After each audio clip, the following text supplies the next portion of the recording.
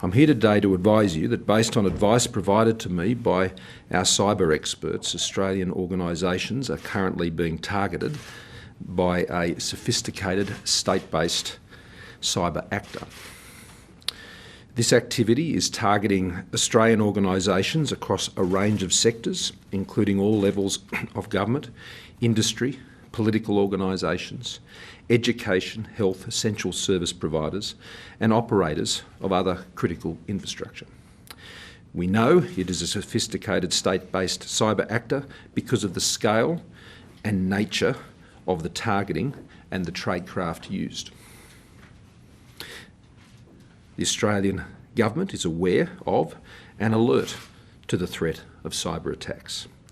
Our government's expert agency on cyber matters is the Australian Cyber Security Centre. It has already published a range of technical advisory notices in recent times to alert potential targets and has been briefing states and territories on risks and mitigations. Regrettably, this activity is not new, but frequency has been increasing. The ACSC has also been actively working with targeted organisations to ensure that they have appropriate technical mitigations in place and their defences are appropriately raised.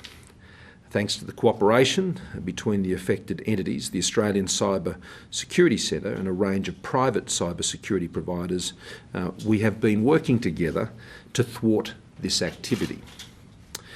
The purpose of raising this matter here today is to simply raise awareness of these specific risks. They are not new risks, but they are specific risks and the targeted activities, and to advise you how Australians, and particularly these organisations, can take action to protect themselves. The government's 2016 cyber security strategy backed a $230 million investment over 4 years. This has strengthened Australia's cyber security foundations and stimulated private sector investment in cyber security and positioned Australia as a regional cyber security leader. The government will release a new cyber security strategy in the coming months, and that will include significant further investments. We have also invested a further $156 million to build cyber resilience and expand the cyber workforce as one of our election commitments, and we invested additional funding for a whole-of-government cyber uplift program.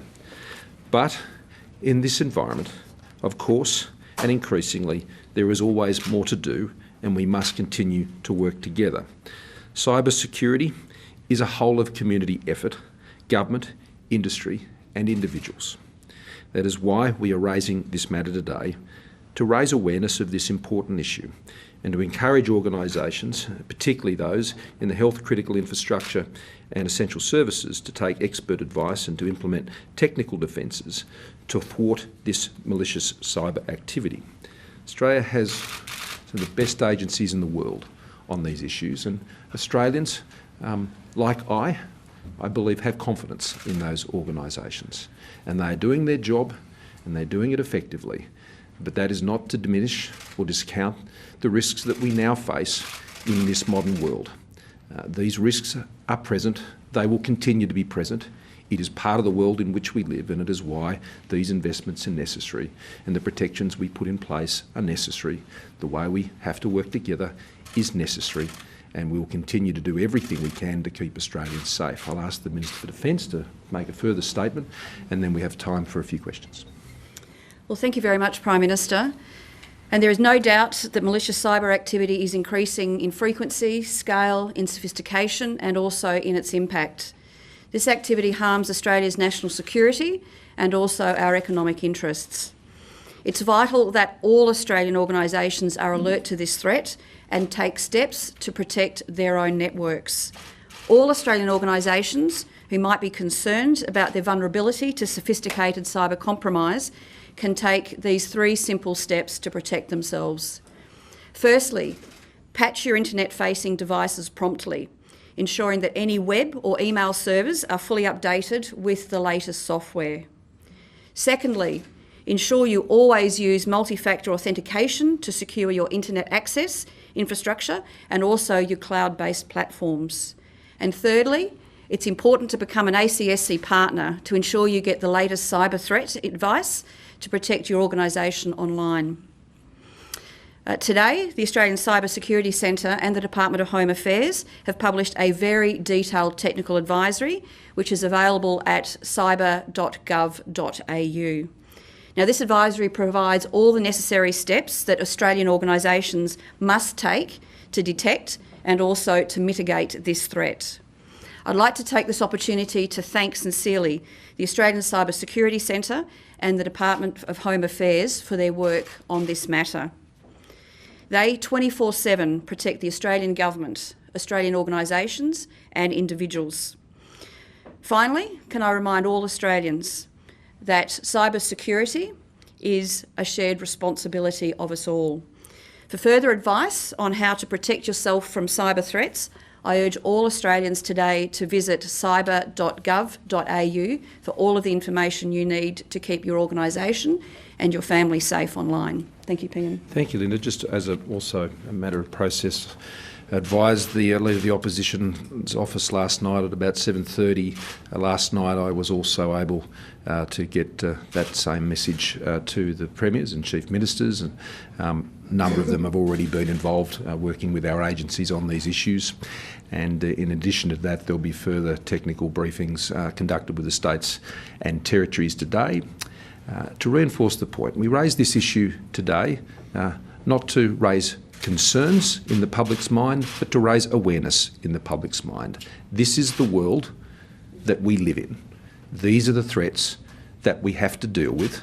The fact that these threats present is not a surprise in this world in which we now live, and the actions that we are taking are the actions that we need to take, and we will continue to be as ever vigilant as we possibly can be. Mark. So, Prime Minister, have Australians' personal details or their financial details been compromised in this? The advice I have is that the investigations conducted so far have not revealed any large-scale personal data breaches. PM, has this been raised, or have you raised it with any other governments, leaders overseas? Is there anything that can be done with our allies to work against this attack and protect ourselves? We work closely with all, particularly our allies and partners, when it comes to managing issues of cyber security threats. That is a constant topic, as you'd expect, particularly through Five Eyes Partners. I spoke to Boris Johnson last night about a range of matters, including this one, and there are other engagements with our partners and allies on this overnight. Which state was it, and if you won't tell us that, is this the action of a friendly nation? I'd simply say this, and that is the threshold for public attribution on a technical level is extremely high.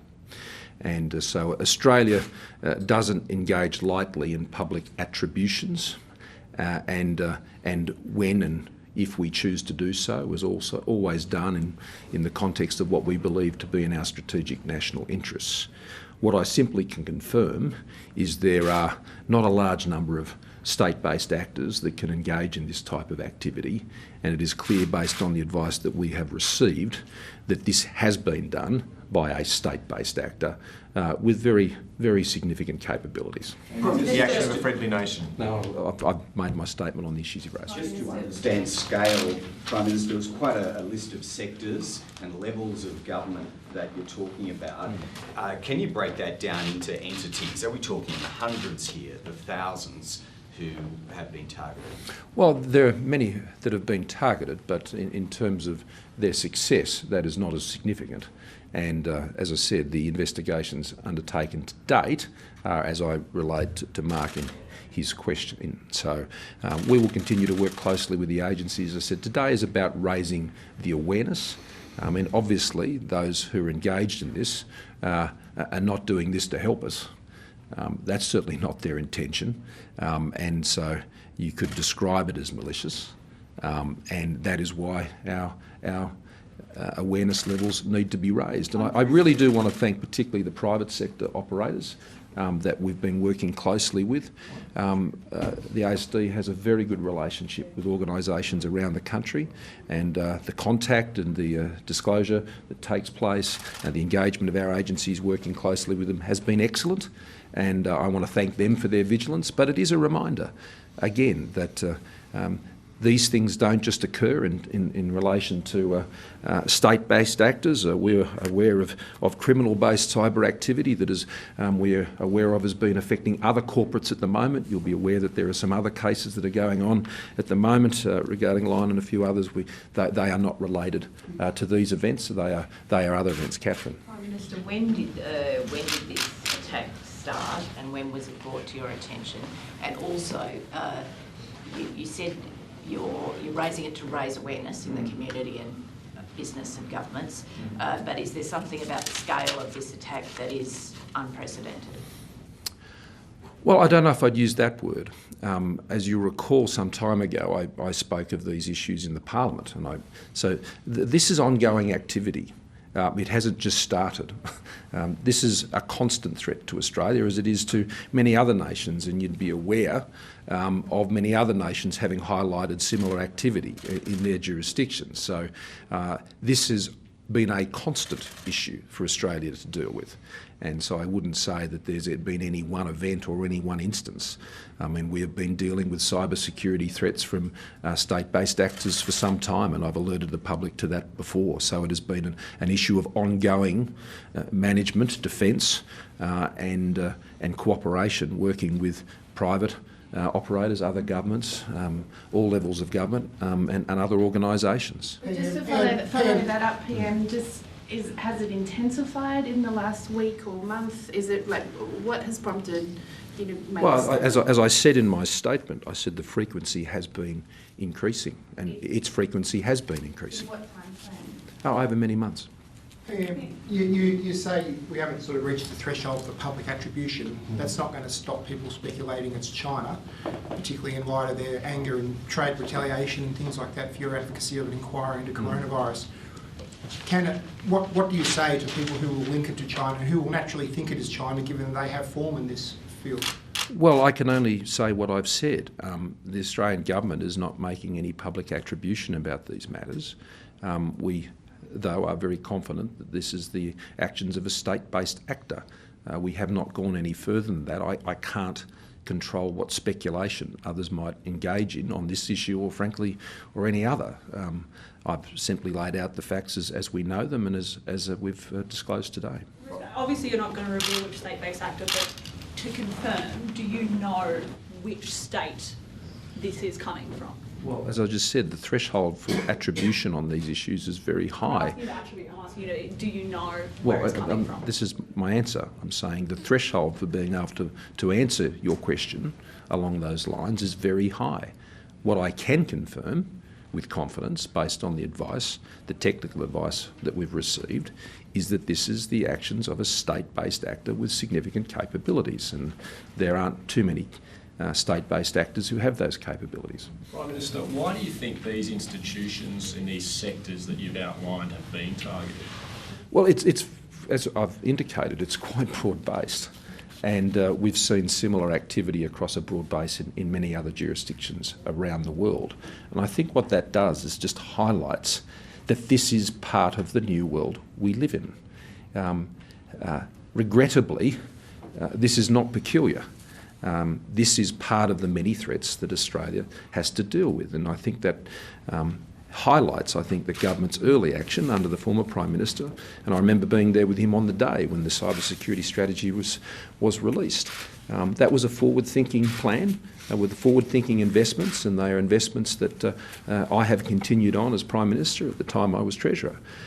They were important investments for us to make, and I'm glad we made them, and we're continuing to make them, and as I flagged today, we'll be making more, because this is what keeping Australia safe looks like. to make those investments. There, of course, can't be any guarantees in this area. It is an area of rapidly advancing technology, but that's why our technical experts have worked so closely with the sector to be able to give as the technical advice and the information that Linda has outlined to you today, and I'd encourage people to avail themselves of that. But for many of those who have already been working with us, they would already have that information. But is the Last motivation question. is the motivation of these attackers to obtain state secrets, commercial intellectual property, or is it the personal data of everyday Australians? It's very difficult to understand what one's motivation might be for that, and what is of interest to us is that it is occurring, and what we are focused on is the practices that they're employing, and we have some of, if not the best agencies in the world working on this. And that means that they are putting all of their efforts in thwarting these attempts. And I can confirm that they have thwarted many. But this is a very complex area, and it requires constant persistence and application, and that's what they're doing. So I raise this not to raise the concerns of Australians, but in many ways to reassure Australians that we understand what's going on here, and we're addressing it to the best of our capabilities, and we're in a position to do that better than most countries in the world. We know it's going on, we're on it, but it is a day-to-day task that we're applied to, and we will continue to do that to keep Australians safe. And if there are further updates for I or the Minister to provide, we will be doing that, and indeed any other agencies, and we'll keep working closely with them.